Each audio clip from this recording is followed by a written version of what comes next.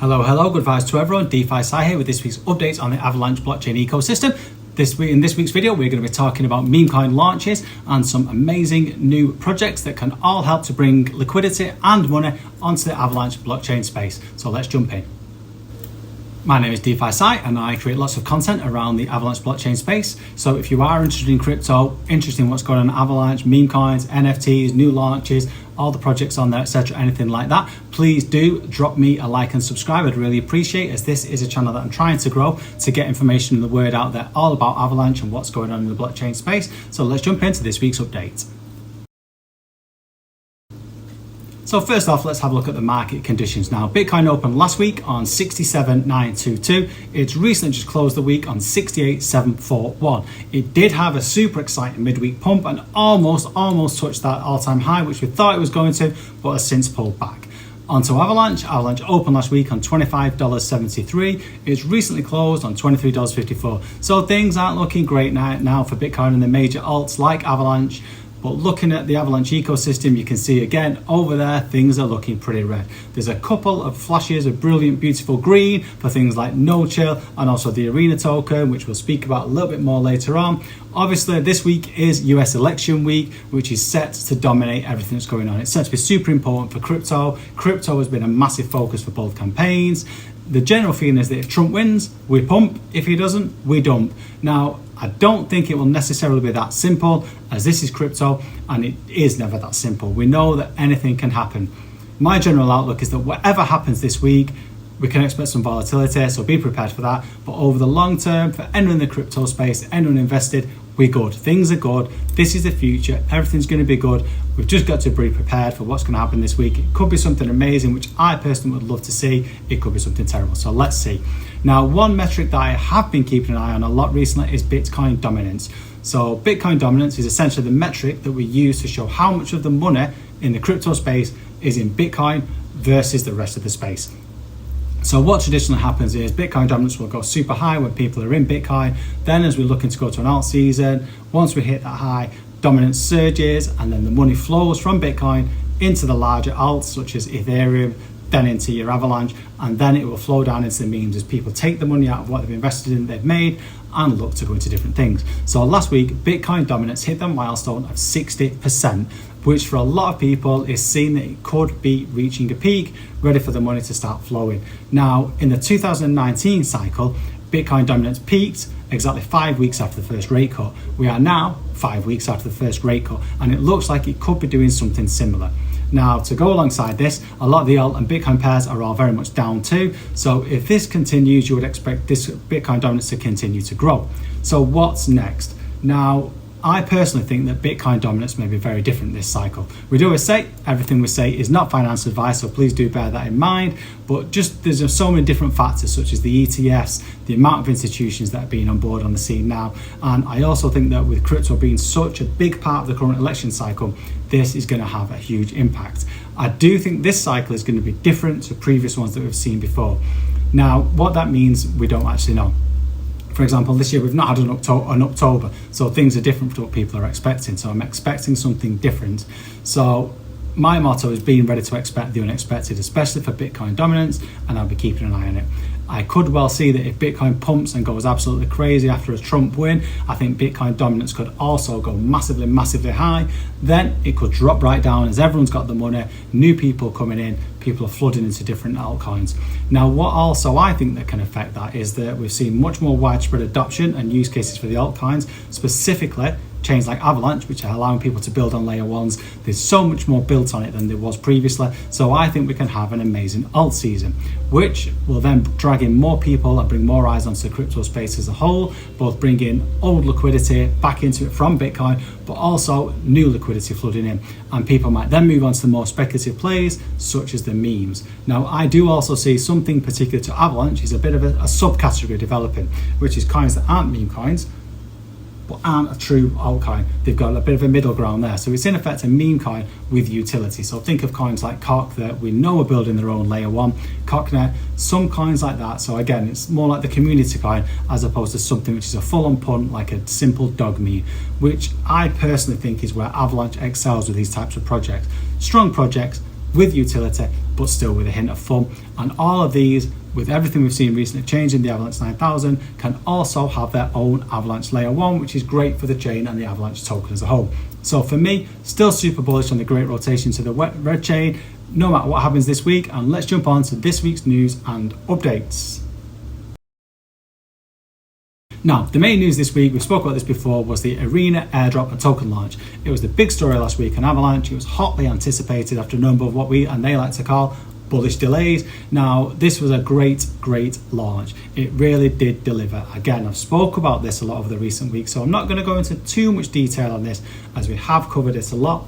But suffice to say, it was a very well executed and a very well run launch. The outline of what happened with the airdrop was that they airdropped the token for people that qualified through previous usage of the Arena. These were airdrop the tokens that were, the majority are locked for 12 months. The initial airdrop was worth nearly $40 million if you take the cost of the airdrop at the all-time high, which is an awesome, super big airdrop. And I know a lot of people received some very big numbers. Now, I'm just going to reference this tweet by Jason DeSimone, who's the founder of the Arena. And the last update was that 260 million Arena have been staked, which is over 65% of all of the claimable tokens. There are going to be regular unlocks, so you can undo more. And taking a quick look at the chart, as you would expect it's had a bit of a dip this week as those people that did release the tokens and didn't stake were selling off, so that's always expected. The Arena token is currently sitting at $0.0076, and that should hold steady, I would expect now anyway, as there's no more unlocks anyway, but more people will be locking up to staking. There is also going to be much more utility announced going forward, and now I'm super keen to see what this utility is going to be, as that's going to keep people locking in Arena tokens and stop them selling. I know they've talked about a platform being a place where creators can get rewarded for the content they're uploading. So for me personally as a content creator, I'm hyped to see what the token is used for in more detail going forward. I did see some information here, a few things that the stages, so the Arena's version of our Twitter Spaces should be launching this week, and hopefully with video and ways of getting rewarded from that. So that's something that I will definitely book in looking into over the week, see how that works. I'll be trying it out, so if anyone wants to jump on any videos with me this week, by all means let me know, as I think it would be super good to do. On to another news story of the week, which I've covered in detail, the announcement of the documentary. It was announced this week that we're going to be getting the first ever meme coin movie. It's titled The Documentary. It's going to be all about, as you guessed it, cock, which is the biggest meme coin on Avalanche. So it's a big thing for Avalanche and for the space as a whole. The movie was announced on a special episode of the podcast by the team behind it, which is cock.media. Now, cock.media is neither an official or unofficial media team that's unofficially part of the cock group. So it's all part of cock being a fully decentralized community. So there's no official team for it. However, cock.media are going to be creating this movie, which is going to be produced by John Ray, who in a previous life was a movie director, which is amazing. The movie is going to follow the journey of cock from the very start, when it had its fair launch way back in December last year, all the way through to the present day. It's going to feature footage of community members from IRL events there, and it's going to be super community focused. Now, you can submit a story that you have about cock and what it's meant to you via the cock.media website, which I will link to below. I did do a full detailed video on this over the last week, which I will link to over there somewhere and also in the comments below. And yeah, I'm super excited by this because I think it's huge for both the cock community, the Avalanche community. With cock being the largest meme coin on Avalanche, it can only do good, but also the meme coin and the crypto space as a whole. Now, I think indie movies like this have got an amazing reach, and a project like this can take what we're in, the crypto space, the meme coin space, which is essentially still very much a very small niche counterculture. It can then catapult it into really worldwide recognition. Now, again, the detailed video to that, which I'm going to link to, is down there, so watch that to get my thoughts more on this. And it's going to be in the comments there, so let me know what you think about it if you want to see more about it. But overall, my closing thought on this is just imagine if you're sitting down with whoever you love to get cozy with on a Saturday night, you turn on the TV for a bit of Netflix and chill. We all know the start of Netflix, ba-doom, up it comes, and the first suggested movie you see is a movie all about your cock. Now, I think that's a romantic way to spend a bit of Netflix and chill. So look into that and see what you think. Another good story this week was a new meme coin launch called Stick. Now, it was a new meme that launched this week on Avalanche. It's done pretty well, and it's also holding up very well despite the recent market conditions. It's one of the few lovely sites of green on there. So Stick was inspired by Stickman that was drawn by the well-known crypto influencer person in the space, Cavaliers. It was then made into a meme coin and launched on the Bellum exchange. Now, we have discussed Bellum before when we were talking about booty it was and how it works in a similar way to Pump Fun over on Solana. So what that basically does, it allows anyone to launch a token. It launches on a bonding curve. So as buyers come in and buy the token, more people come in, buy and hold the token, it goes up and then the bonding can be met. Once the target of holders, which is your bonding, is met, the liquidity for this then moves from Bellum, which is a relatively small exchange, over to a much more recognized and larger DEX. In this case, it goes on to LFJ, Let's Effing Joe, former Trader Joe. And so then the coin theoretically gains much more exposures, it gains more buyers, and the price goes up. Now, this doesn't always work, and coins can rug at this point if the devs or the founders pull the liquidity. And also, you can get massive sell-offs, so the coins pretty much die. Now, Stick did super well. It reached its target and it bonded on October the 30th. And it's actually continued to perform and is currently sitting at 0.002517 after a really good strong rise all week. So this is certainly one to watch. Now, personally, full disclaimer, I missed Stick because I was traveling. I was actually on a sleeper train with no Wi-Fi or not much Wi-Fi. So I didn't get into it, which is annoying for me, but I'll be keeping an eye onto it. Now, this brings me on to another topic. When we spoke about Bellum, the exchanges like Bellum and what they're doing at the moment. Now, there's quite a lot on Avalanche. You've also got Apex on Avalanche, who this week announced their new Apex Burst scheme. So if you can see this tweet here, it tells you about the whole host of benefits through launching a token using Apex Burst, the features and benefits that you're going to get. There's a whole host of them, but for me, the main ones are tokens that do bond through Apex Burst are going to go into 4 DEXs. Those DEXs are Apex, LFJ, Pharaoh, and Pangolin, so getting massive exposure. And also, any tokens that you create through Apex Burst can also be submitted for single-sided staking on Apex, which is something I personally love, no impermanent loss, and you can earn on your tokens. All tokens are also launched as an ERC-314, which is a pretty new token standard with a whole host of features, which I'm going to go through in a later video. So have a look at this tweet just to see the whole heap of other features. I will be doing much more of a deep dive into these DEXs on the future, because I think these newer DEXs are really allowing and facilitating new tokens to be launched on Avalanche, which I think is a good thing.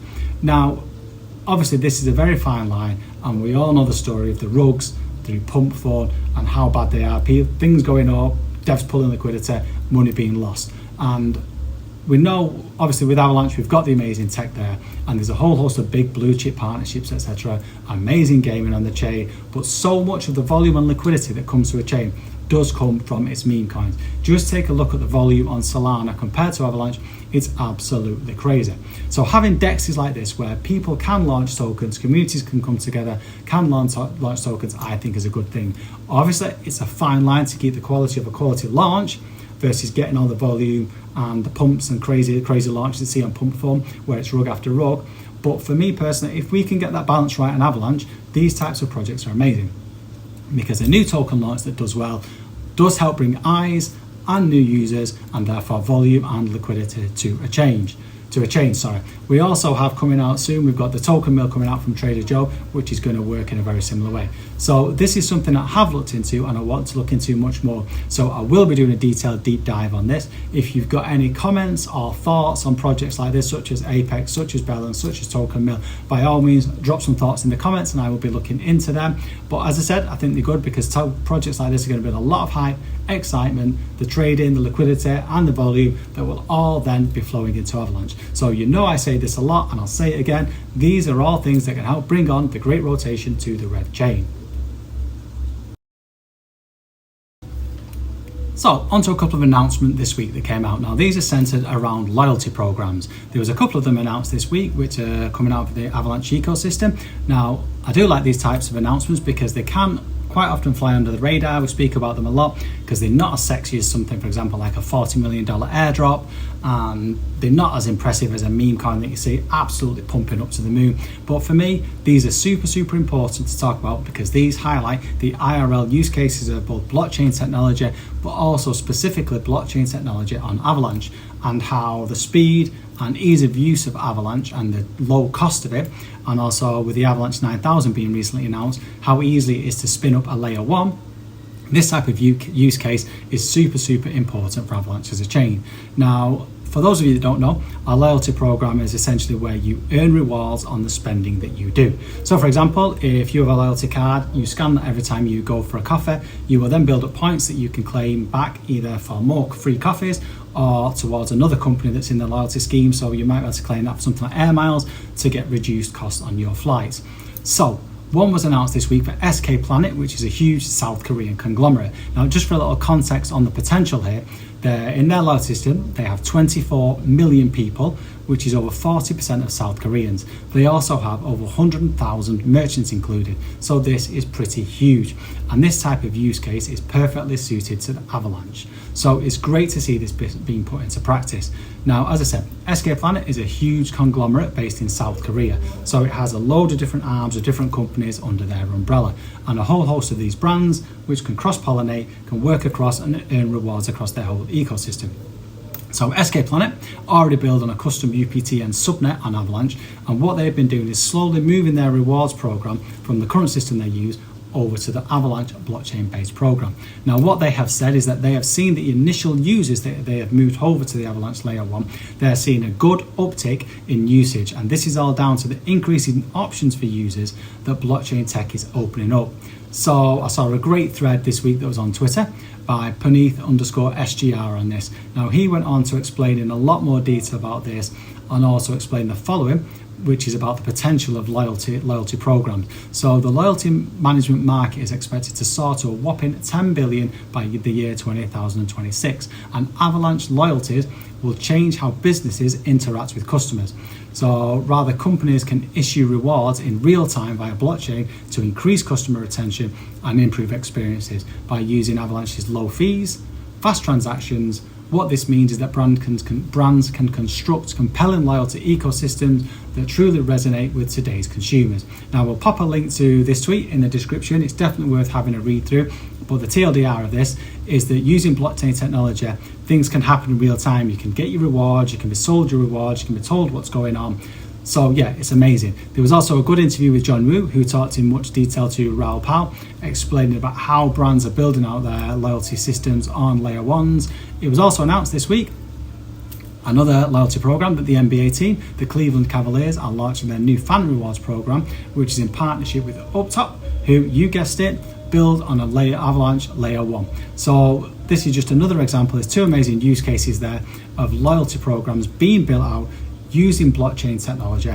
The blockchain technology is allowing much more use case, much more real-time feedback. So instead of probably having to log on to your account to see where you're up to with your loyalty rewards, the information is there at your hand, so you can see it in real time. Again, I spoke about this a lot. I do think these types of IRL use cases are super important because they will be onboarding new people to Avalanche and to blockchain technology. And the amazing thing is that a lot of these people will not even know they're using blockchain technology. They will just know that everything is working, everything is amazing, it's fast and it's cheap, so the end user is super happy. This also will encourage more layer 1s to be built on Avalanche, which will see amazing returns. So people are going to be staking their Avalanche, paying their Avalanche to use these layer 1s. So it's great overall for the ecosystem and the whole crypto space as a whole, as everything becomes tokenized.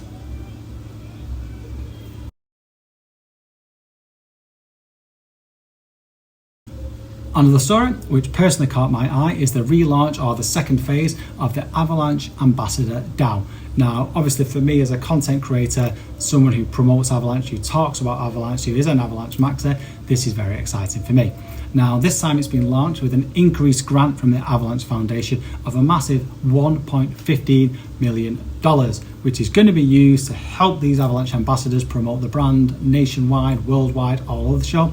The initial program did launch in April 2024 with 190 ambassadors who were representing Avalanche. Now the program is back and it's bigger and it's better than ever.